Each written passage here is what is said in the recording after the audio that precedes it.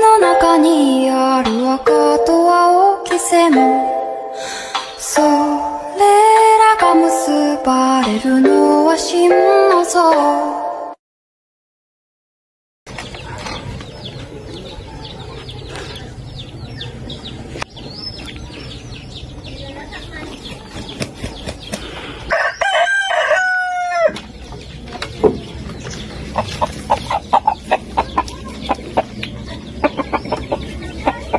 manok na ito.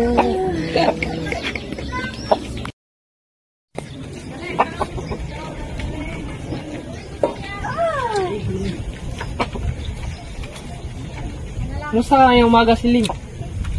Mabuti naman, Kulas. Salamat at naalala mo akong kamustahin. Siling naman, bakit ganun ang sagot mo sa akin?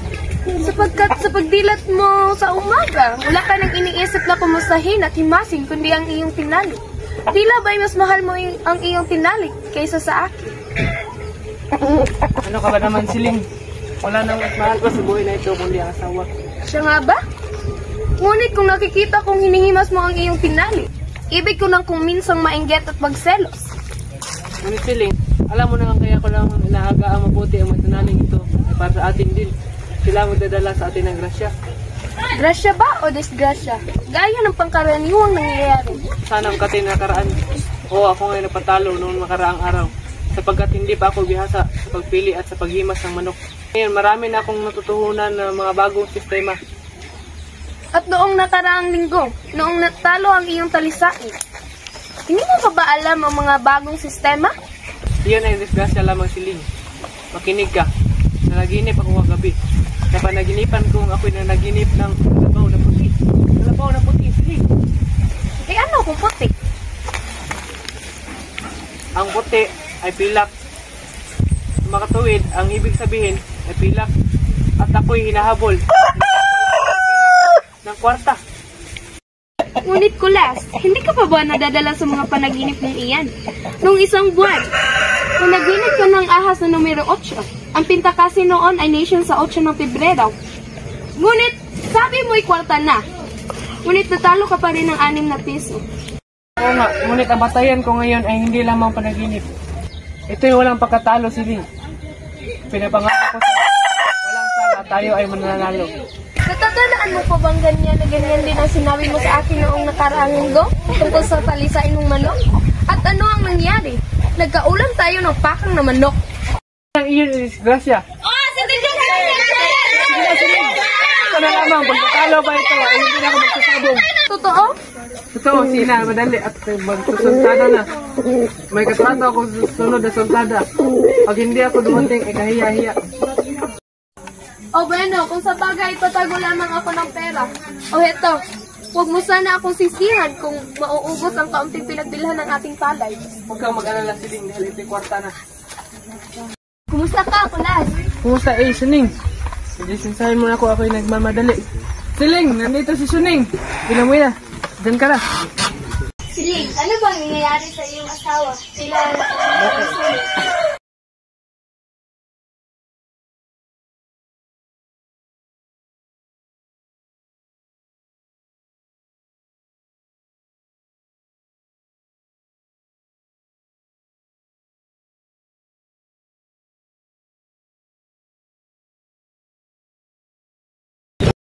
hindi ka sabongera, ngunit pumupusta ka lamang sa sabong.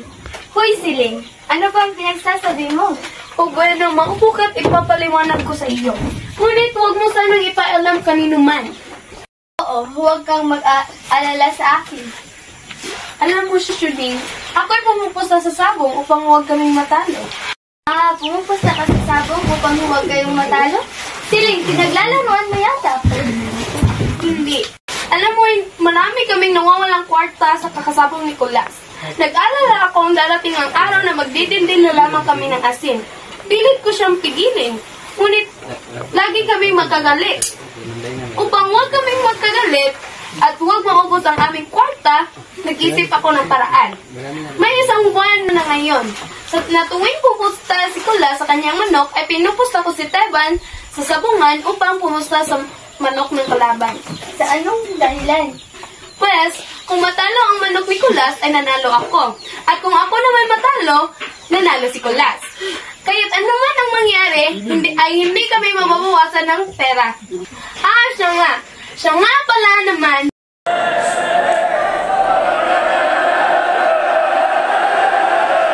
Ayan, nagsusulta na ng marahil. Naku, sumasakit ang ulo ko sa sigawan niya. Kasi, sukat ka bang pumili ng bahay sa tapat ng sabungan? Ito ba ang pumili ng bahay na ito? Ang gusto kong bahay sa tabi ng simbahan, ngunit ang gusto ni Kulas ay sa tabi ng sabungan. Nga pala, Siling. Nagarito ako upang ibalita sa iyo na dumating na ang rasyon ng sabon sa tindahan ni Aling Kekay. Baka tayo makaubusan. Hindi! Siyempre, pagtitira tayo ni Aling Kikay, sayang nga mga pagkukumari namin. Oh, ito na nga si Teban, tumatakbo!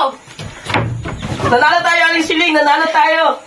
Puti, Teban! Oh, magpunta ka na sa kusina, baka dumating na si Kulas, ay mahalata ang ating ginawa. Oh, bueno, lumakad na tayo, Siling.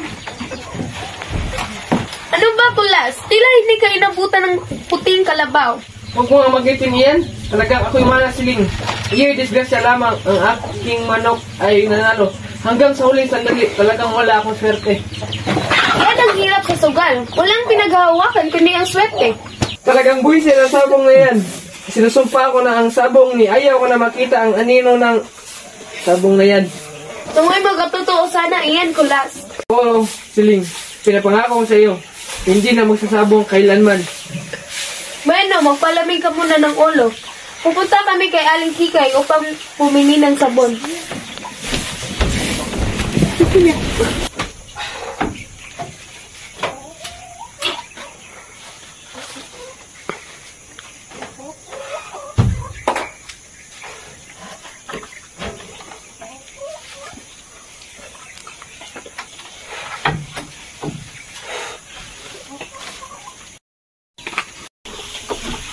Hoy, Kulas, kumusta? Hoy, Castor, at lagi na lamang akong natalo. Talagang ako'y malas. Akalain mo bang natalo pa ako kanina? Tignan mo lang. Noong nagsagupaan ng mga manok ay lumandag agad ang manok ko at pinalo pa ilalim ang kalaban. Nagbuelta pareho at nagirian na parang mga boksingero. Biglang sabay lumandag at nagsagupaan Nasagupaan? sa hangin. Palo din ang ginawa ng aking manok. Madalas tamaan ang kalaban ngunit inamortalan. Sige, ang batalya nila ay sa hangin at tumaas ang balhibo unang lumagapak ang kalaban.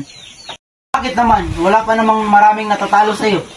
Ano bang walang marami? Halos ito ang natira sa aming natitipon. Ngunit hindi tamang katwiran ang huwag ka nang magsabong. Ano bang hindi tama? Sapagkat hindi ka nagsabong, ay talagang patuluyan ng iyong pereda ang kwartang natalo sa iyo. Samantalang kung ikaw ay magsasabong pa, ay maaari pa itong mabawi. Hindi, Castor. Lalo lang ako mababaon. Tama si Siling. Ang sabong ay swerte-swerte lamang. At masama ang aking swerte. Ano bang swerte-swerte? Iyan ay hindi totoo. Tignan mo ako, Kulas. Ako ay hindi natatalo sa sabong. Paano nga lang? Magtigil ka, Castor. Kung hindi sana nakikita ng lahat ng manok mo ay laging nakabitin kung iuwi. Ito si Kulas. Napatsos na nga pala sa huwego. Oo, natalo nga ako ang aking manok, ngunit nanalo naman ako sa pustahan. Taong to, pumupusta ako sa hindi sa aking manok, kundi sa kalaban. Kung manok mo ay magkataong manalo. Hindi maaaring manalo ang aking manok. Ginawan ko ng paraan. Hoy, Castor. Paano nga lang? Huwag mo akong biruin. Masama ang ulo ko ngayon. Ano bang biro ang sinasabi mo? Ito'y totoo. At kung di lamang kita kaibigan na hindi ko nasasabihin sa iyo. Castor, paano mangyayari iyan? Talaga bang gusto mong malaman? Aba, oo, sige na. O Beno, kunin mo ang isa sa iyong tinali at ipapaliwanag ko sa iyo. Kahit ba alin sa iyan? Oo, kahit alin. Sige, kunin mo.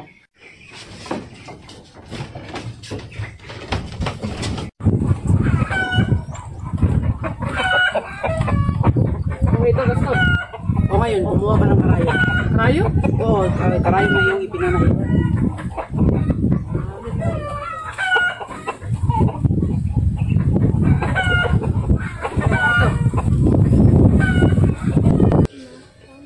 heto, magmasid ka. Lahat ng manok ay may litid sa paa. Kapag iyong dinuruan ay hina, tignan mo. Yan. Tignan mo. Matuwid pang lumakad ang itinaling iyan. Walang sino man ang makahalata sa ating ginawa. Ngunit mahina na ang paa ng ating idinuro.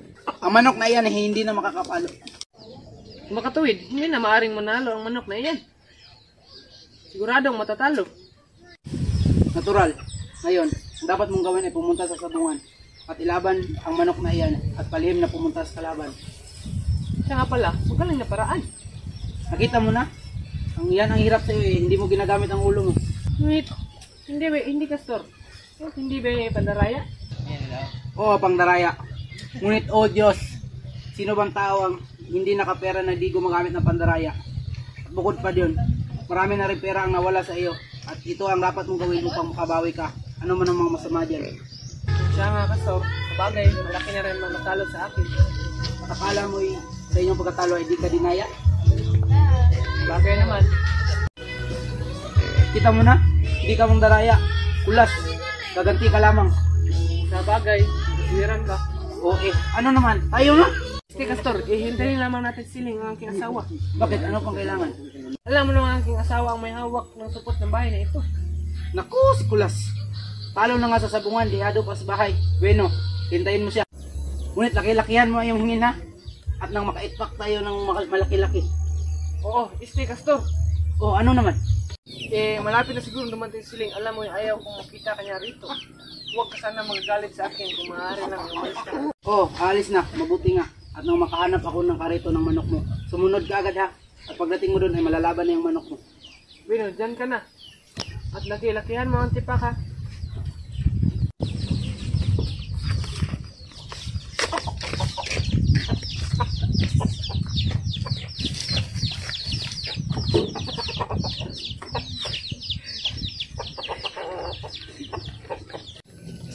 Ano ba yan, Kulas? At akala ko isinusumpa mo na ang sabungan.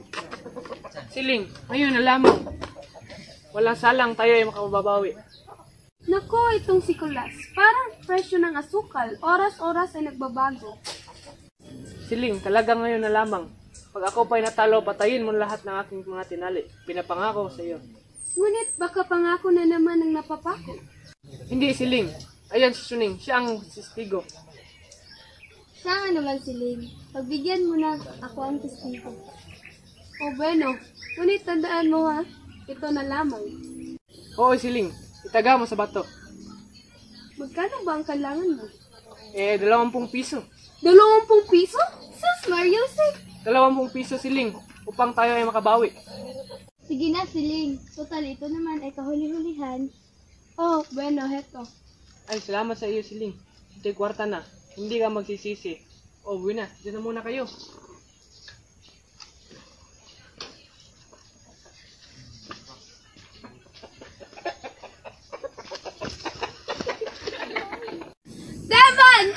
Devon, madali ka! Opo, aling Siling. Oh, heto ang pera. Nasa sabungan naman ang iyong amo. Madali ka, Devon. Ipusta mo lahat yan sa manok ng kalaban. 20 piso ito ah. Ito ba? Ito todo ko? Oo, todo. Opo, naku, malaking halaga ito. Ikaw naman, Shuning. Bakit inayunan mo pa si Kulas? Hindi bali. Total, wala naman kayo sa pagkatalo. Kung sa bagay. Ngunit hindi lamang ang kwarta ang aking pinagdaramdam. Ano pa? Ang iba pang masasamang bunga ng bisyo, Shuning. Alam mo namang nagbubuntot ang bisyo. Karaniwang kasama ng bisyo ay pandaraya, pagnanakaw at kung ano-ano pa. Ngunit nangako naman si Kulas na ito na ang huli. Oo nga, ngunit isulat mo sa tubig ang pangakong iyan.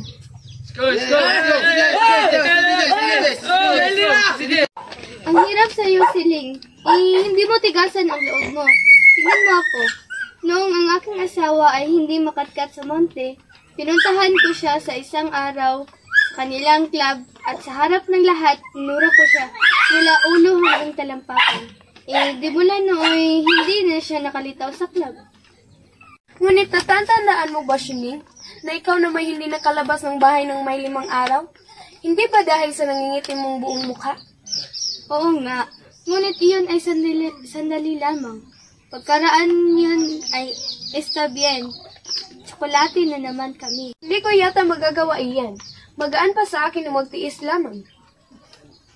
Ayan, tila tapos na ang sultada. Sino kaya ang nanalo? Malalaman natin pagdating ni Teban. Siya ay umuwi agad upang hindi sila mag-abot ni Colas. Siling, mag-ingat ka naman sa pagtitiwala ng pera kay Teban. Huwag mong alalahanin si Teban. Siya ay mapagkakatiwalaan. Ah, natalo. O hindi bale, total nanalo naman si Colas. Teban, magpunta ka na sa kusina at baka dumating ang iyong amo. Talagang magaan ang paraan mong iyan, Siling. Siya nga. Oh, Siling, bakit ka malungkot? Kasi nanalo si Colas. Ano ngayon? Kay nanalo si Colas? Kay manalo ka? Hindi naman mababawasan ang iyong kwarta. At ikaw pa rin lamang ang maghahawak ng supot. Oo nga. Ngunit ang alaala ko ay ngayong nanalo si Colas, lalo siyang naninikit sa sabungan. Ay, Siling, talagang napakasama ng aking swerte. Hindi na ako magsasabong kailanman. Ha? Ano ka mo? Talagang buwisit ang sabong, isinasumpa ko na. Ngunit, Colas, hindi ba't nanalo ka? Hindi, natalo na naman ako at natudos ang 20 piso. Huwag mo sana akong ululin, Colas. Alam kong nanalo ka. Sino bang nagsabi sa iyo ako'y nanalo? Bakit ba ako nakinig sa buwisit na si Castor? Colas, hindi mo ako makukuha sa drama. Isauli mo rito ang 20 piso. Diyos na mawain, saan ako kukuha? Teka, baka kaya ikaw, Colas, ay meron ng kulasisi at ipinato ka ang 20 piso. Ano bang kaulalan ito, Siling? Sinasumpa kong ako'y natalo ng 20 piso. Sino bang nagkwento sa iyo ako'y nanalo? Si Teban, nanggaling siya sa sabungan. Teka Siling, baka si Teban ang kumupit ng kwarta. Sinabi ko na sa iyo na huwag kang masyadong magtitiwala. Teban! Teban! Ano po yun, Aling Siling? Hindi ko akalain na ikaw ay magnanakaw. Magnanakaw? Ako, bakit po? At bakit pala? Isauli mo rito ang pera. Alin pong pera? Ang 20 pisong dala mo sa sabungan kanina. Abay, natalo po eh. Sinungaling! Ano bang natalo ka? Kung natalo ka, sana nanalo si Colas. Ngunit natalo si Colas. Sa makatuwid, nanalo ka. Ha, ano po? Kung ako natalo ay... Teka lang. Sila gumugulo ang salitain. Teban, ikaw ba'y bumusta kanina? Opo, Saan ka nagnakaw ng kwarta? kay Aling Siling po. Ha? Kay Aling Siling? Hindi po, pinapustala po ako ni Aling Siling. Ah, ganun. Hoy, Siling. Ikaw ay pinipigilan mo ako magsabong? Ikaw pala'y sabongerang pailalim? Hindi, Kulas. Pumupusta lamang si Siling sa manok ng kalaban. At ako pa kinakalaban mo, ha? Huwag ka sanang magalit, Colas. Ako'y pumupusta sa manok ng kalaban para kahit ikaw ay manalo o matalo, hindi tayo mawawalan. Sa mga tuwid, kahit pa manalo ang aking manok, ay baliwala rin. Siya nga, at kahit naman matalo ay bali mayroon din. Isayang lamang ang aking kahihimas at kabubuga ng usok sa manok. Ako pala'y parang ulol. Teka muna, ang liwanagin muna natin ang 20 peso. Teban, saan mo dinala ang pera? Siling, ako may natalo sa pinagpustahan sapagkat sa manok ng kalaban din ako pumupusta. Naku, at lalong nag-blackout. Kumusta ka sa manok ng kalaban mo? Oo, alam mo pinilayan ko ang aking tinaling upang siguraduhin matalo at pumusta ako ng manok ng kalaban. Ngunit kabibitaw pa lamang ay tumakbo na ang diyasking manok ng kalaban at nanalo ang aking manok. Ah, gusto mong maniyope. Ikaw ngayon ang matitiyope. Aba, at natawa pa. Siya nga, at bakit ka nagtatawa, Siling? Sapagkat ako'y tuwang-tuwa, Sining. Dito ka maghapunan mamayang gabi. At anyayahin mo sina Kumaring Kikay at iba pang mga kaibigan. Ako'y maghahanda. Ha? Maghahanda? Oo, Teban. Ihanda mo ang mga palayok ha. At hiramin mo ang kasirola ni Ate Nina. Opo, opo. Ngunit paano tayo maghahanda? Ngayon lang ay natalunan tayo ng mahigpit na 40 piso. Hindi balik. Ibig kong ipagdiwang ang huling paalam mo sa sabungan. Huling paalam? Oo, sapagkat ikaw ay nangako at nanumpa. At bukod dyan, hindi na tayo kailanmang bumili pa ng ulam. Bakit? Mayroon pang 6 na tinali sa kulungan. Ang 3 ay adudubuhin ko at ang 3 ay sasabawan. Ay, Angel, lahat na ako. Lahat na ka, Angel.